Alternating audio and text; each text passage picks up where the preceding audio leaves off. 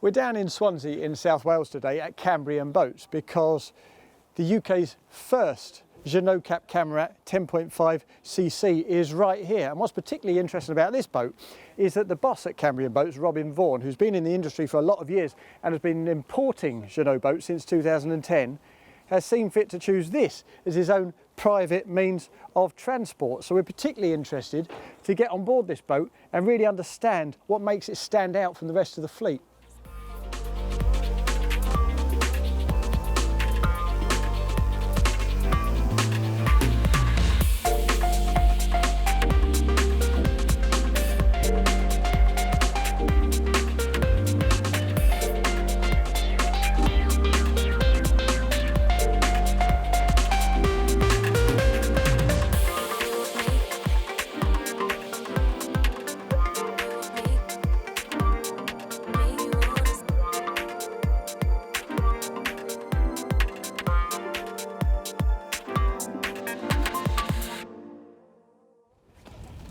So this 10.5cc has a pretty generous helm station. We've got space for 3 seats, proper offshore seats with good bolsters and armrests built into the leading edge of that transverse wet bar.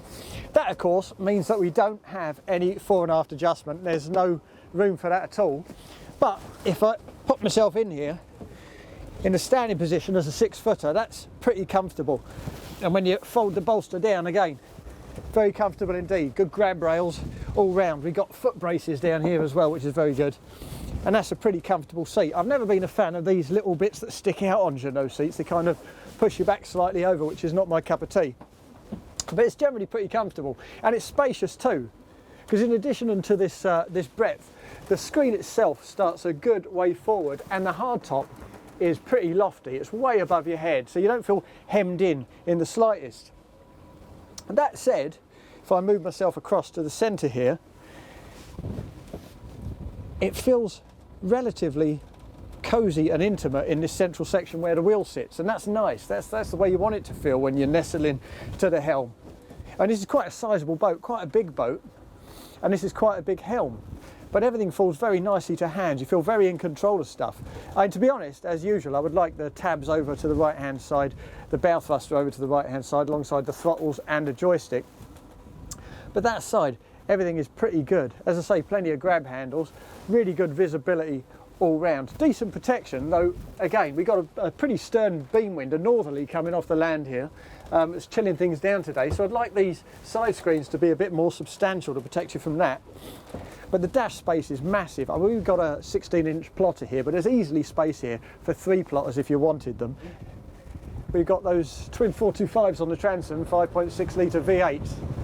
Big, torquey engines. Lots of low-down grunt, spinning big props. So rather than push on straight into these big swells that are rolling in, we'll put those on the beam, put the wind on our stern and throttle on. Now already 20 knots, just like that, that's not a problem at all. But of course, one of the other things that comes with these twin XTOs is noise. I mean, that is a fruity pair of engines. 30 knots, and I reckon we're in excess of 90 decibels already. Of course, this is an open boat, so it's always going to be fairly loud, but they are a distinctly noisy pair of outboards. It's interesting to look at the running efficiency. Now, we don't have massive tanks on this, twin 400 litre fuel tanks, but at everything between 22 knots, which is what we're doing now, and 32 knots, we're seeing fuel efficiency of around about 5 litres per nautical mile. So a cruising range of around about 120, 130 nautical miles with a good 20% margin left in hand.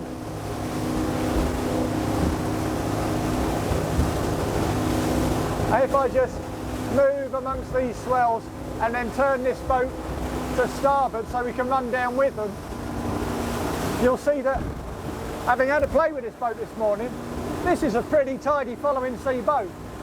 So we'll give her some gemless trim, and as the swells roll through on our backside, it's so easy just to elevate the bow, plant the stern, run with those swells, keep her nice and steady all the way in, without any impacts, without any mess, without any fuss. Yeah, that's lovely. And if I turn her around now into those swells, we'll pop back into the head sea, because quite naturally, as a big beamy dough boat, and it does carry its beam a long way forward of this helm console, halfway into that cockpit, into that bow cockpit I should say, you obviously get a little bit of launch and a little bit of air. Where it becomes wet, of course, is when you're running into a head sea with the wind on your beam, and then it finds its way into that aft cockpit pretty much unchecked, and you have to be quite careful with the way you drive it in order to keep your guests nice and dry and comfortable. So now we've got a little bit of flat water, we'll put on the revs, give her a bit more pace. There you go, we're passing 40 knots here, no problem. Trimming her out, getting right up to 45 knots. And that's a really good rate of progress here. Yeah, that's lovely and relatively easy. And these are not particularly benign conditions here in Swansea today.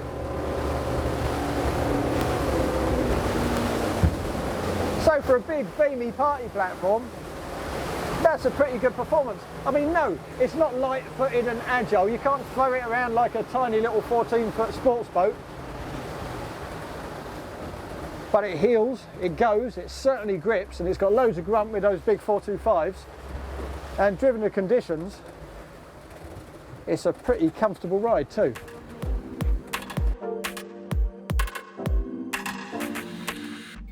Now as I work my way over to the port side past these mighty 5.6 litre V8 Yamahas, you notice how easy that is for a start. Access is very simple indeed. There's plenty of room here to trim these engines out. There's also space down here for a ski pole and little rod holders here, which kind of implies that this has a bit of a fishing heritage, and it certainly does. And we'll get to that a little later on, because there are other elements of this boat that kind of lend themselves to fishing. And then as we get to the port side, which is your key point of access to this asymmetrical cockpit, well again, accessibility is very good. We've got a nice big elevated rail to get yourself out of the water when you've gone for a swim, as well as the telescopic ladder. And we also have a little insect grabbing point in the deck there, so you can grab it without actually creating any kind of trip hazard. What I also like here actually is the location of the shore power.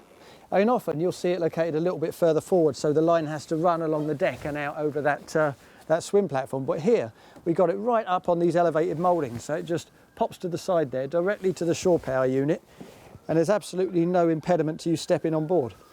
We've also got a decent little bit of storage under the deck here, not massive, but big enough in this case for some water sports lines. And once you're into the cockpit itself, well again, you see evidence that this could be a very effective fishing platform, because we've got a pretty generous beam in here, around about 1/3 of the overall length, which as I say is pretty healthy, and that's used to its utmost because of course we've got that classical kind of fishing asset, which is the fold out bench, and we got those all round. Now the two benches you see here on the port side and aft at the transom, they're both part of the standard package, but you can also, if you like, spec a third to increase the sociability of this cockpit, but again without actually creating any clutter. So if you want to just fold them away, get rid of the table, stick that beneath the deck in the big locker, take this out for a day's fishing, it's really, really easily done. Now what I also like about this model is that because it's conceived as a genuine day boat, the fact that we got those big outboard engines on the transom and relatively narrow swim platforms means that they've been careful to include another point of access on the port side. I like that a lot, because frankly, even if the engine's off and even if the keys are out of there, if I'm swimming and I'm down by big outboard engines, I just find it a little bit intimidating sometimes. So this is nice. Part of the standard package, fold that right open, and then beneath this locker we have a little ladder that simply lifts straight out and drops down into the water. And that's fantastic, because if your kids are jumping off at the bow, having a little bit of a swim, they don't have to go round to the aft end, traipse through the cockpit if you're sitting there with your friends having a pint, having a beer, having a sandwich, whatever it happens to be. They can just come round to this point, climb back in, and off they go forward again. All the while, you don't have to crane your neck to look backwards to make sure they're safe, because they're all up here in the forward parts. That makes loads of sense. Let's close that back up. Now, as I do so, it's worth noticing actually, as a point of reference, that there's also a 10.5 WA, a 10.5 walk around, and that's a slightly different order of boat for a slightly different application. Whereas this is a proper day boat, and that suits Robin's needs, because of course he lives here, so he doesn't need to stay on board. Or the WA, the walk around, that has an elevated foredeck with much more accommodation down below. So in place of this side deck, that walk around model has a drop down terrace. And the reason for that, of course, is it has less day space up top, so it has to compensate for that with that feature. Well, there's no need for that here, because just as we have a very sizable aft cockpit, so we have a proper forward cockpit of equal size, of equal scale, that takes full advantage of the beam.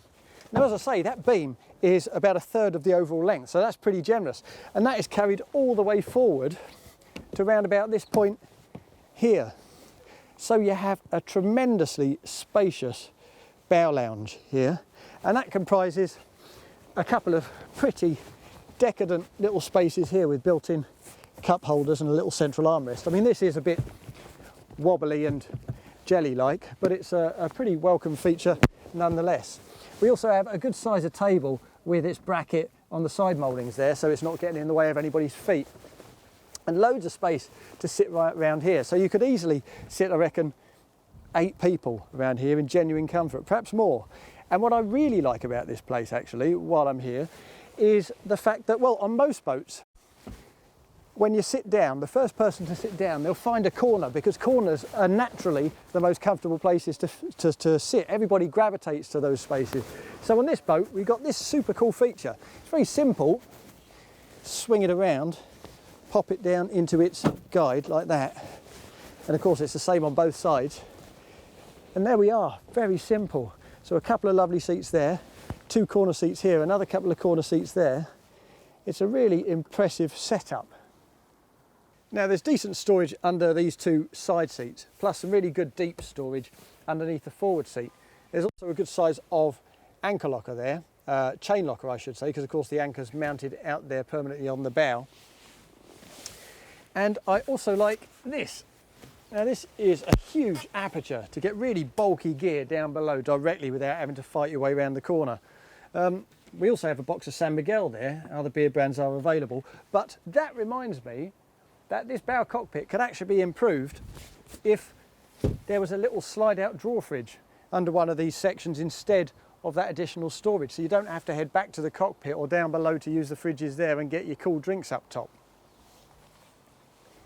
Now let's make our way back down the starboard side and take a look at some more of these little fishing friendly features. Although it's currently being used to house a broom, these little brackets contained inside the starboard bulwark, and of course it's the same on both sides. These are ideal for a set of fishing rods, or of course you can use it for your uprights, for your sunshades, both fore and aft. And back at the cockpit wet bar, we also have a couple of little fishing options. Not on this particular model, of course, because Robin's not a fisherman. Here we have a single gas ring and a compact sink, plus a fridge and little freezer unit on the port side with some storage underneath. But you can spec this entire starboard side as a nice big glass-lined bait well. There are a couple of little anomalies though on this boat. Firstly, when you're underway, this wet bar lid is held closed by a couple of magnets, and they're simply not strong enough to keep it that way when you're bouncing across the water. And the other thing is the hardtop. Now, I really like the fact that it's so lofty, so elevated. So you've got kind of grabbing points all over it, nice strong grabbing points, and you've got the rod holders nice and elevated, so you're not threatening to bang your head on them as you move fore and aft or operate the wet bar. But at the same time, if you need to get up to the rack on top of it to load up your stand-up paddle boards or even your kayaks, then this currently is the only way to achieve it, by standing up on top of those gunnels, which is clearly not ideal. So they need a better solution for that. And Robin's aware of that and has asked them to achieve exactly that. So I'd expect on future models you might have a more ingenious solution for it. But now let's head down below through this excellent side access and see what this day boat actually does for the odd weekender. Now, the first thing I really like about this accommodation is actually the access point right here on the side. Now, of course, we've got that big aft cockpit, the big forward cockpit. When you want to come down and just have a little wee or change your clothes, this just feels a bit more private because it's physically separated on this port side deck from the fore and aft spaces where people are carrying on the party. What I also like about that, of course, is the fact that it frees up that entire helm station for electronics and for seating space, because you don't need to provide access from that cockpit. Now, when you step in, the first thing you're greeted with is this little unit here. Now, this is a standard fridge on this boat. You can also spec a microwave there, so it's kind of a breakfast bar of sorts. And you also get, in the forward part, this perfectly decent bed. Now, you can't really spec this as a table, as a little dinette. There's not really the headroom or the environment for it. And as I say, if you want a proper cruiser, you look towards the WA line, not the CC line. But if I lie myself down, you'll see that the length is very good. We've got these little cushions on the side, so you're not bumping your shoulder on cold fiberglass in the middle of the night. And although it looks relatively dark here, I mean, if we move these little partitions, and we see that we have windows on 3 sides out onto that foredeck. And I quite like these as well. You know, they're less fussy than curtains. There's less to go wrong than blinds. They're very simple, just little blackout partitions. So it's a perfectly serviceable place to spend the night. And of course, if you need to come down here and you want a bit of extra air, then that helps a great deal. There's a decent heads compartment too. And actually it's slightly more than a heads compartment. When you step inside, headroom's remarkable beneath that helm station. Now we've got a decent sink, a little mirror, no kind of eye level windows, but we do have a little porthole, an opening porthole for ventilation, and we have a separate shower cubicle. Now of course we have had to pop the toilet in here as well. The footprint won't really allow for anything else, but we have this little fold down platform on rams so you can take a seat while you shower, and we also have good access to the back of the dash equipment there as well. So it is compact, but it does work. As we move further aft, past a hatch which gives you access to your water tanks, past the Fusion stereo remote and the battery switches, plus a bit more storage, we find ourselves in the mid cabin. And as you can see from this fat stringer directly beneath us, it goes right down into the depths of the hull, just enough to generate a decent bit of headroom up above. Now that headroom does alter quite a lot as the furniture up top does its thing. But in terms of the footprint, it's pretty fantastic. I mean, if I lie myself back up here, there's easily in excess of 6 foot in terms of length, and the beam is really impressive too. And so impressive, I could almost sleep myself sideways. As I say, I'm about 6 foot, so I reckon we've got about 5'10" there. We've got more of these little window partitions to black the place out, or to admit a little bit of extra natural light. There's no storage beneath here, incidentally, because as I say, it's right down in the depths of the hull. But that does very good things in terms of the atmosphere and the sense of volume. We do have storage, though, on both sides. A bit limited on the port side, actually, because we've got lots of electric equipment in there, the battery chargers and so on. But there's very good storage on the starboard side, plus a little platform with a kind of sticky surface so that you can put your knickknacks there and they'll stay put.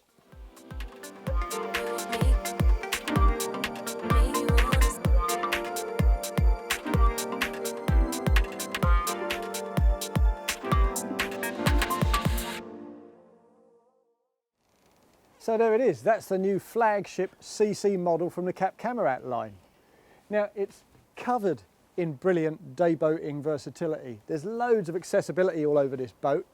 True, when you get it out on the water, it's better in a beam sea or a following sea than it is into a head sea. And there's a big beamy day boating platform with hefty outboards. That was always going to be the case. But it's very easy to see why it was nominated for European Powerboat of the Year in 2023. And it's equally easy to see why Robin has picked this boat from the entire Jeanneau fleet.